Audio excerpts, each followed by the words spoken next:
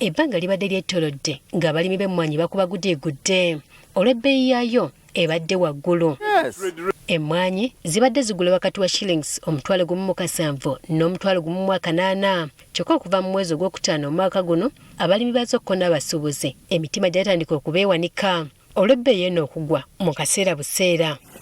We lutuukidde olwaleero ng'emmwanyi egula wakati w'ennusu kanaana n'omutwalo gumu era nga buli muntu azze yeebuuza ku kiva nga n'ababaka ba palamenti naddala bava mu Buganda bavaayo wiiki ewedde ne balaga okweraliikirira kwabwe ku bbeeyi eno engeri gy'egwamu. Tuli banakuwavu olw'ebbeeyi y'emmwanyi okubeera nti yasse. Okubuuza gavumenti eno kiki emmwanyi kye yagikola? Kuba kati ffe tulina obulumi kuba baakikolera mu ngalo zaffe nga tubalaba. Bano bategeeza nga bwe bali bafunye essuubi mu mmwanyi zino wabula ng'embeera weetuuse kati yeeraliikiriza. Abantu bangi abavubuka baffe babadde nga tibakyanoonya nnyo mirimu. Kati olwaleero Katikkiro wa Buganda Charles Peter Mayiga akangudde ku ddoboozi eri abantu bano n'abasaba obutaggwaamu maanyi olw'okugwa kw'ebbeeyi y'emmwanyi nti kubanga ebbeeyi okukyukakyuka kya bulijjo nga bwe guba ku byamaguzi ebirala. Waliwo ekintu ekitakyusa miwendo. Simanyi na kumanya lwaki abantu ekyo bakireeta mu ddiiro. Ennyama bwe twagigula ku Paasika si bwe tugigula leero.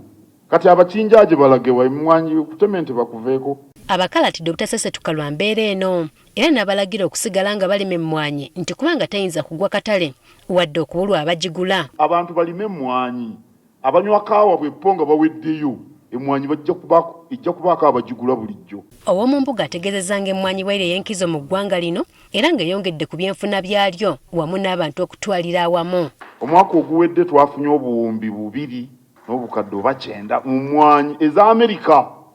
Sente za Amerika sigamba za wano.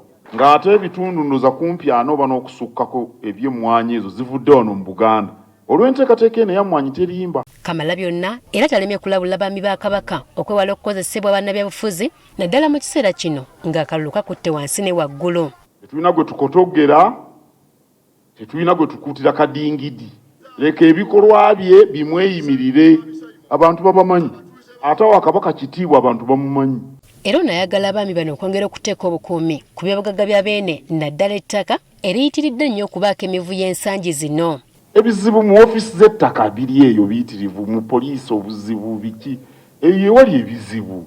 Kati temugwamu maanyi mubeere ng'ettaka mulikuuma ne bwe mubanga nabye muloopye ne bitakolwako mangu ago tekitegeeza nti mugwemu amaanyi. Kinajjukirwa nti Katikkiro y'omu ku bantu abatumbudde nnyo ekirime ky'emmwanyi ng'ayita mu kaweefube w'emmwanyi terimba abantu naddala mu bitundu bya Buganda nga bakubiriza okuzirima.